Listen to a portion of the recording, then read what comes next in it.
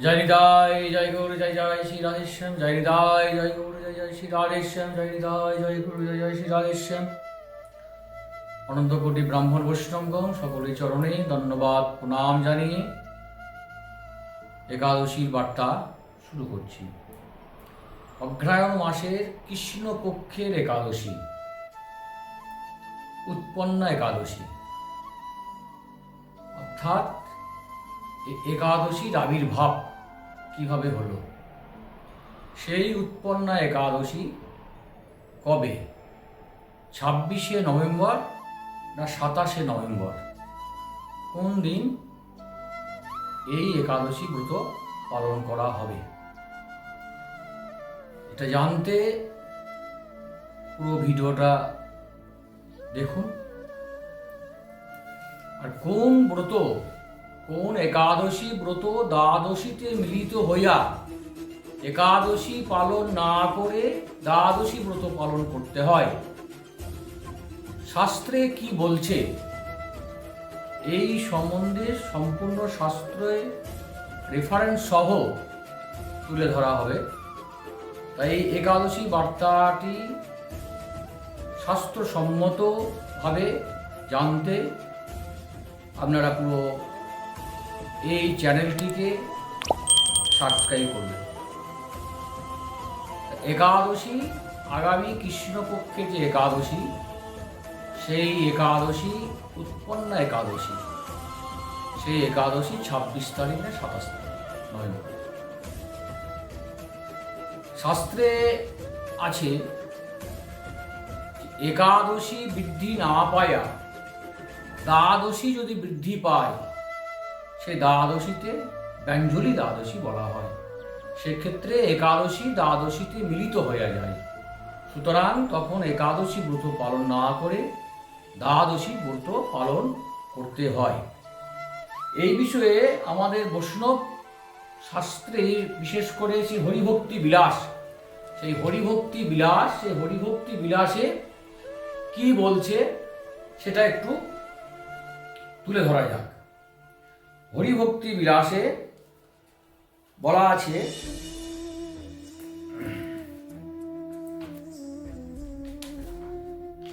কোন একাদশী ব্রত হবে, কোন দ্বাদশী ব্রত হবে সেটা বলা আছে। স্কন্দ পুরাণে লিখিত আছে, অরুণোদয় হইতে আরম্ভ করিয়া সম্পূর্ণ একাদশী হইলে এবং দ্বাদশী সম্পূর্ণ হইয়া তৎপরদিন ত্রয়োদশীতে কিঞ্চিৎ অংশ থাকিলে শুদ্ধা একাদশী বর্জন পূর্বক দ্বাদশীতে উপবাস কর্তব্য। হরিভক্তি বিলাসে দ্বাদশতম বিলাসে 153 নম্বর শ্লোক। কালিকা পুরাণে লিখিত আছে, একাদশী সম্পূর্ণ হইলে এবং পরদিন দ্বাদশী বৃদ্ধি প্রাপ্ত হইলে দ্বাদশীতে উপবাস কর্তব্য। এই ব্রতে তিথি বৃদ্ধি প্রশস্ত 154 নম্বর। ভবিষ্য পুরাণে লিখিত আছে, শুদ্ধা দ্বাদশীতে উপবাস পূর্বক দ্বাদশীতে পালন করিতে হয়। দ্বাদশী করা মাত্র ত্রয়োদশীতে থাকুক অথবা না থাকুক, বিকলা দ্বাদশীতেই পালন কর্তব্য। হে রাজন, ওই দ্বাদশীতে উপবাস করিলে আর মানবকে জঠরে প্রবিষ্ট হইতে হয় না, অর্থাৎ তার পুনর্জন্ম বিদরিত হয়। ভাগবতাদি তন্ত্রেও উক্ত আছে যে, পরাহে দ্বাদশী বিদ্যমান থাকিলে সম্পূর্ণ একাদশী বর্জন করত, শুদ্ধা দ্বাদশীতে উপবাস করিবে এবং দ্বাদশীতে পালন কর্তব্য। ভগবান হরি স্বয়ং বলিয়াছেন যে, যে জীব ওই দ্বাদশীতে উপবাস করে তাকে আর জননী জঠরে প্রবিষ্ট হইতে হয় না। এটা হচ্ছে ব্যঞ্জলি দ্বাদশী। সুতরাং আগামী 27শে নভেম্বর ব্যঞ্জলি দ্বাদশী ব্রত পালন করতে হবে এবং উৎপন্না একাদশী ব্রত পালন করতে হবে। একাদশী যখন মহাদ্বাদশী ব্রত আসে, তখন কিন্তু সেই একাদশী দ্বাদশীতে মিলিত হয়ে যায়। সুতরাং সেই দ্বাদশী ব্রত অবশ্যই করা কর্তব্য। এই দ্বাদশীতে কয়েকটি বর্জনীয় আছে, সে বর্জন করা অবশ্যই প্রয়োজন। বিশেষ করে আমিষ আহার বর্জন, কাঁসার পাত্রে বর্জন, ব্যায়াম বর্জন, পরান্ন বর্জন, এইগুলো সম্পূর্ণ বর্জন করতে হবে। আর ছোলা বর্জন আছে। এখন যে একাদশী, সেই একাদশী আছে উৎপন্না, তার মাহাত্ম্য এখানে আমরা বলবো। এবং দ্বাদশী, যে ব্যঞ্জলি দ্বাদশী, সেই ব্যঞ্জলি দ্বাদশী মাহাত্ম্য আমরা এখানে বলবো। স্কন্দপুরাণে ব্রহ্ম নারদ সংবাদে জাগরণ প্রসঙ্গে লিখিত আছে, ব্যঞ্জলি শব্দ উচ্চারণ করিবা মাত্র অগবাগ মনোজ ও অবজ্ঞ ভক্ষণজ পাতক হইতে মুক্তি লাভ করা যায়। এই ব্রত সাধন করিলে ভূমিহরণচ্য, দেবস হরণচ্য, মণিকূট তলাকূট, স্বর্ণ সেউচ, অজ্ঞানচ জ্ঞানজ, পূর্ব জন্মার্জিত ইহ জন্মার্জিত নিখিল পাপ বিদরিত হইয়া থাকে। সেই ব্রতিকে মানসিক ক্লেশ বা মহা দুঃখজনক রোগাদি আক্রমণ করিতে সমর্থ হয় না। তা হচ্ছে ত্রয়োদশ বিলাস 136 নম্বর শ্লোক। ব্রহ্ম বৈবর্ত পুরাণে সুত সৌনক সংবাদে লিখিত আছে যে, হে দ্বিজ, ব্যঞ্জলি দিন সমাগত হইলে ভগবান গরুধ্বজ হরি নিজ স্থান হইতে ধরাধামে অবতীর্ণ হইয়া ব্যঞ্জলি ব্রতকারীগণের মধ্যে প্রবেশপূর্বক অধিষ্ঠান করেন। রবিসুর যমরাজ ব্যঞ্জলি বিমুখ দ্বিজাতিকে দেখিলে সানন্দে চিত্রগুপ্ত সহ পরামর্শ করিয়া বলেন যে, এই মূঢ়মতি হরিব্রত হইতে বহির্ভূত হইয়াছে, অধুনা ইহাকে আমার বশীভূত হইতে হইবে। সুতরাং এই ব্যক্তিকৃত পূর্ব পুণ্য সমূহ মার্জন করো। তা যদি কেউ ব্যঞ্জলি, এই মহা দ্বাদশী ব্রত যদি পালন না করে, তাহলে তার যে পুণ্য, সেই পুণ্য থাকে না। সুতরাং আমরা যে জানি, এই একাদশী ব্রতের মধ্যে 8টি মহা দ্বাদশী আছে, 4টি তিথি যোগে এবং 4টি নক্ষত্র যোগে। এই ব্যঞ্জলি দ্বাদশী হচ্ছে তিথি যোগে। সেই ব্যঞ্জলি দ্বাদশী ব্রত সকলেরই করা কর্তব্য। একাদশী এই ব্যঞ্জলি ব্রত সঙ্গে মিশা যায়। সুতরাং একাদশী এবং ব্যঞ্জলি ব্রত দুটোই একসাথে পালন করা হবে। তাই আগামী 27শে নভেম্বর এই ব্রত সকলেই পালন করুন। একাদশী ব্রতের নিয়ম সকলেই জানেন, নিরামিষ আহার অবশ্যই গ্রহণ করতে হবে। যারা প্রত্যেক দিন নিরামিষ আহার গ্রহণ করে তাদেরকে তো নতুন করে বলার কিছু নয়। আর যারা করে না, তারা একাদশীর আগের দিন এবং একাদশীর পরের দিন, দ্বাদশী অর্থাৎ এখানে দ্বাদশীর পরের দিনও পড়বে ত্রয়োদশী, নিরামিষ আহার অবশ্যই গ্রহণ করতে হবে। আর যথাযথ নিয়মে এই একাদশী ব্রত পালন অবশ্যই দরকার। একাদশী ব্রতের মধ্যে সম্পূর্ণভাবে যদি ব্রত পালন করা যায়, তাহলে নির্জলা, দ্বিতীয়ত হচ্ছে জলসহ, তৃতীয়ত হচ্ছে অনুকল্প পোশাক, ফল, জল, সাবুদানা, কাজু বাদাম, ফল, এগুলো থাকবে। এখন এই যে একাদশী, উৎপন্না একাদশীর আবির্ভাব কি করে হলো, সেই একাদশীর আবির্ভাব সম্বন্ধে যে একাদশীর যে মাহাত্ম্য, সে একাদশীর মাহাত্ম্য এখন শ্রবণ করতে হবে। উৎপন্না একাদশী ব্রত মাহাত্ম্য। অর্জুন বললেন, হে দেব, অগ্রহায়ণের পুণ্যকারী কৃষ্ণপক্ষের একাদশীকে কেন উৎপন্না বলা হয় এবং কি জন্যই বা এই একাদশী পরম পবিত্র ও দেবতাদেরও প্রিয় তা জানতে ইচ্ছা করি। শ্রী ভগবান বললেন, হে পৃথাপুত্র, পূর্বে সত্যযুগে মূর নামে এক দানব ছিল। অদ্ভুত আকৃতি বিশিষ্ট সেই দানবের স্বভাব ছিল অত্যন্ত কোপন।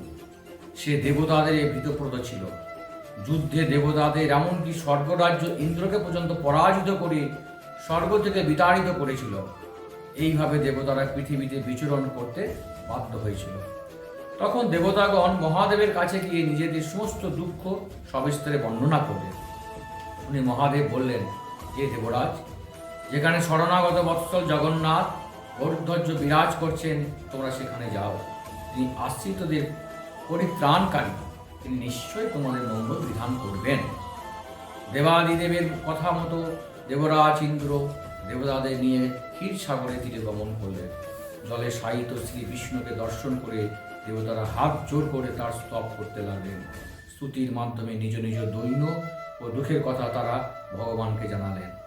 ভগবান নারায়ণ বললেন, হে ইন্দ্র, সেই মূর দানব কি রকম, সে কেমন শক্তিশালী তা আমাকে বলো। ইন্দ্র বললেন, হে ভগবান, প্রাচীনকালে ব্রহ্মবংশে তালজঙ্ঘা নামে এক অতি পরাক্রমী অসুর ছিল। তারই পুত্র সে মূর অত্যন্ত বলশালী, ভীষণ উৎকট ও দেবতাদের ভয় উৎপাদনকারী। সে চন্দ্রাবতী নামে এক পুরীতে বাস করে। স্বর্গ থেকে আমাদের বিতাড়িত করে তার স্বজাতি কাউকে রাজা, কাউকে অন্যান্য দিকপাল রূপে প্রতিষ্ঠিত করে। এখন সে দেবলোক সম্পূর্ণ অধিকার করেছে। তার প্রবল প্রতাপে আজ আমরা পৃথিবীতে বিচরণ করছি। ইন্দ্রের কথা শুনে ভগবান দেবদ্রোহীদের প্রতি অত্যন্ত ক্রোধান্বিত হলেন। তিনি দেবতাদের সঙ্গে চন্দ্রাবতী পুরীতে গেলেন। সেই দৈত্যরাজ শ্রী নারায়ণকে দর্শন করে পুনঃ পুনঃ গর্জন করতে লাগল। দেবতা অসুরের মধ্যে তুমুল যুদ্ধ হয়ে গেল। যুদ্ধে দেবতারা পরাজিত হয়ে এইদিকে ওদিকে পালিয়ে গেল। তখন যুদ্ধক্ষেত্রে শ্রী নারায়ণকে একা দেখে সেই দানব তাকে দাঁড়াও দাঁড়াও বলতে লাগলো। শ্রী ভগবানও ক্রোধে গর্জন করতে করতে বললেন, রে দুরাচার দানব, আমার বাহুবল দেখ। এই বলে অসুর পক্ষের সমস্ত যোদ্ধাদের দিব্য বাণের আঘাতে নিহত করতে লাগলেন। তখন তারা প্রাণ ভয়ে নানা দিকে পালাতে লাগলো। সেই সময় নারায়ণ দ্বৈত সেনাদের মধ্যে সুদর্শন চক্র নিক্ষেপ করলেন। ফলে সমস্ত সেনা ধ্বংসপ্রাপ্ত হলো। একমাত্র মূর দানবই জীবিত ছিল। সেই অস্ত্র যুদ্ধে নারায়ণকে পরাজিত করল। তখন নারায়ণ দৈত্যের সাথে বাহু যুদ্ধে লিপ্ত হলেন। এইভাবে দেবতাদের হিসাবে 1000 বছর যুদ্ধ করেও ভগবান তাকে পরাজিত করতে পারলেন না। তখন শ্রীহরি বিশেষ চিন্তান্বিত হয়ে বদরিকা আশ্রমে গমন করলেন। সেখানে সিংহাবতী নামে এক গুহা আছে। এই গুহাটি 1 দ্বার বিশিষ্ট এবং 12 যোজন অর্থাৎ 86 মাইল বিস্তৃত। ভগবান বিষ্ণু সেই গুহার মধ্যে শয়ন করলেন। সেই দৈত্য তার পিছন পিছন ধাবিত হয়ে গুহার মধ্যে প্রবেশ করল। সে বিষ্ণুকে নিদ্রিত বুঝতে পারল। অত্যন্ত আনন্দিত হয়ে ভাবতে লাগলো, আমার সাথে যুদ্ধে পরাজিত হয়ে বিষ্ণু এখানে গোপনে শুয়ে আছে, আমি তাকে অবশ্যই বধ করব। দানবে এরকম চিন্তার সঙ্গে সঙ্গে শ্রী বিষ্ণুর শরীর থেকে একটি কন্যা উৎপন্ন হলো। এই কন্যাই উৎপন্না একাদশী। তিনি রূপবতী, সৌভাগ্যশালিনী, দিব্য অস্ত্র শস্ত্রধারিণী ও বিষ্ণু তেজ সম্ভুতা বলে মহাপরাক্রমশালী ছিলেন। দৈত্যরাজ সেই স্ত্রী রূপিণী দেবীর সঙ্গে তুমুল যুদ্ধ শুরু করল। কিছুকাল যুদ্ধের পর দেবীর দিব্য তেজে অসুর ভস্মীভূত হয়ে গেল। তারপর বিষ্ণু জেগে উঠে সেই ভস্মীভূত দানবকে দেখে বিস্মিত হলেন। এক দিব্য কন্যাকে তার পাশে হাত জোর করে দাঁড়িয়ে থাকতে দেখলেন। বিষ্ণু বললেন, হে পরাকান্ত উগ্রমূর্তি, এই মূর দানবকে কে বধ করল? যিনি একে হত্যা করেছেন তিনি নিশ্চয়ই প্রশংসনীয় কর্ম করেছেন। সেই কন্যা বললেন, হে প্রভু, আমি আপনার শরীর থেকে উৎপন্ন হয়েছি। আপনি যখন ঘুমিয়েছিলেন তখন এই দানব আপনাকে বধ করতে চেয়েছিল। তা দেখে আমি তাকে বধ করেছি। আপনার কৃপাতেই আমি তাকে বধ করেছি। এ কথা শুনে ভগবান বললেন, আমার পরাশক্তি, তুমি একাদশীতে উৎপন্ন হয়েছ, তাই তোমার নাম হবে একাদশী। আমি এই ত্রিলোকের দেবতা ও ঋষিদের অনেক বর প্রদান করেছি। হে ভদ্রে, তুমিও তোমার মতো বর প্রার্থনা করো, আমি তোমাকে তা প্রদান করব। একাদশী বললেন, হে দেবেশ, ত্রিভুবনে সর্বত্র আপনার কৃপায় সর্ববিঘ্ন নাশিনী ও সর্বদায়িনী রূপে যেন পরম পূজ্য হতে পারি এ বিধান করুন। আপনার প্রতি ভক্তিবশত যারা শ্রদ্ধা সহকারে আমার ব্রত উপবাস করবে তাদের সর্বসিদ্ধি লাভ হবে, এই বর প্রদান করো। বিষ্ণু বললেন, হে কল্যাণী, তাই হোক। উৎপন্না নামে পরিচিত তোমার ব্রত পালনকারী সমস্ত ইচ্ছা পূর্ণ হবে। তুমি তাদের সকল মনোবাসনা পূর্ণ করবে, এতে কোনো সন্দেহ নাই। তোমাকে আমার শক্তি বলে মনে করি, তাই তোমার ব্রত পালনকারী সকলেই আমারই পূজা করবে। এর ফলে তারা মুক্তি লাভ করবে। তুমি হরিপ্রিয়া নামে জগতে প্রসিদ্ধ হবে। তুমি ব্রত পালনকারী শত্রু বিনাশ, পরম গতি দান এবং সর্বসিদ্ধি প্রদান করতে সমর্থ হবে। ভগবান বিষ্ণু এইভাবে উৎপন্না একাদশীকে বরদান করে অন্তর্হিত হলেন। সমস্ত ব্রতকারী ভক্তি পরায়ণ হয়ে এই উৎপন্না একাদশী উৎপত্তির কথা শ্রবণ কীর্তন করলে শ্রীহরি আশীর্বাদে লাভে ধন্য হবেন। পালন হবে পরের দিন, অর্থাৎ 28শে নভেম্বর। খুব অল্প সময় পালন আছে, সকাল 6টা 4 হইতে সকাল 6টা 24 মধ্যে। এখন ব্যঞ্জলি মহাদ্বাদশী ব্রতে মাহাত্ম্য। সূর্যোদয় থেকে আরম্ভ করে একাদশী পূর্ণ হলে এবং দ্বাদশী পূর্ণ হয়ে তার পরের দিন ত্রয়োদশীতে কিছু অংশ থাকিলে ওই দ্বাদশীকে ব্যঞ্জলি বলা হয়। এক্ষেত্রে একাদশী না করে ওই দ্বাদশীতে উপবাস করিতে হবে। পরের দিন দ্বাদশীর মধ্যে পালন করতে হবে। ত্রয়োদশীতে পালন নিষেধ। পদ্মপুরাণে বলা হয়েছে এই দ্বাদশী ব্রত শ্রীহরি অত্যন্ত প্রিয়। একটি অশ্বমের যজ্ঞ 1000 অগ্নিষ্টম থেকে শ্রেষ্ঠ, আবার একটি বাজপেয় 1000 অশ্বমের থেকে আরও বেশি শ্রেষ্ঠ। একটি পুণ্ডরিক 1000 বাজপেয় থেকে অধিক ফল বিশিষ্ট। একটি সৌত্রামণি সহস্র পুণ্ডরিক থেকে শ্রেষ্ঠ। একটি রাস্য 1000 সৌত্রামণি চাইতেও শ্রেষ্ঠ, কিন্তু একটি ব্যঞ্জলি ব্রত সহস্র রাস্য অপেক্ষা অধিকতর শ্রেষ্ঠ। কলিকালে ব্যঞ্জলি শব্দ উচ্চারণ মাত্রই শত সহস্র জন্মের পাপ ক্ষয় হয়ে যায়। শ্রী গুরুদেব খুশি হলে শ্রীহরি প্রীত হন। অতএব এই তিথিতে শ্রীহরির প্রীতির জন্য শ্রদ্ধা সহকারে গুরুদেবের পূজা করতে হবে। রাত্রি জাগরণ করে কৃষ্ণ কথা শ্রবণ করতে হবে। গীতা, বিষ্ণু সহস্র নাম ও শ্রীমদ্ ভাগবত যত্ন সহকারে পাঠ করা কর্তব্য। নিত্য গীত ও সংকীর্তনে শ্রীহরি পরম সন্তুষ্ট হন। এই ব্রত অনুষ্ঠানে সর্বতীর্থ স্থান ও সমস্ত প্রকার দানের ফল লাভ হয়। পূর্ব জন্মার্জিত পর্বত প্রমাণ পাপ রাশি এই ব্রত পালনে অচিরে বিনষ্ট হয়। আর আমরা একাদশী এবং ব্যঞ্জলি মহাদ্বাদশী ব্রত মাহাত্ম্য আর হলো সকল ভক্তবৃন্দ চরণে প্রণাম জানিয়ে আবার বলি, যদি আপনাদের এই ভিডিওটি ভালো লেগে থাকে তা অবশ্যই সাবস্ক্রাইব করবেন এবং লাইক কমেন্ট অবশ্যই জানাবেন। একাদশী সম্বন্ধে যদি কিছু প্রশ্ন থাকে অবশ্যই কমেন্টে বক্সে জানিয়ে যাবেন। সকলেই ভালো থাকুন, শ্রীহরি চরণে এই প্রার্থনা করি। হরে কৃষ্ণ কৃষ্ণ কৃষ্ণ হরে হরে, হরে রাম রাম রাম হরে হরে, হরে কৃষ্ণ কৃষ্ণ কৃষ্ণ হরে হরে, হরে রাম রাম রাম হরে কৃষ্ণ কৃষ্ণ কৃষ্ণ হরে হরে, হরে রাম রাম রাম হরে হরে। হৃদয় গৌরী, হৃদয় গৌরী, হৃদয় গৌরী, শ্রী রাগেশ।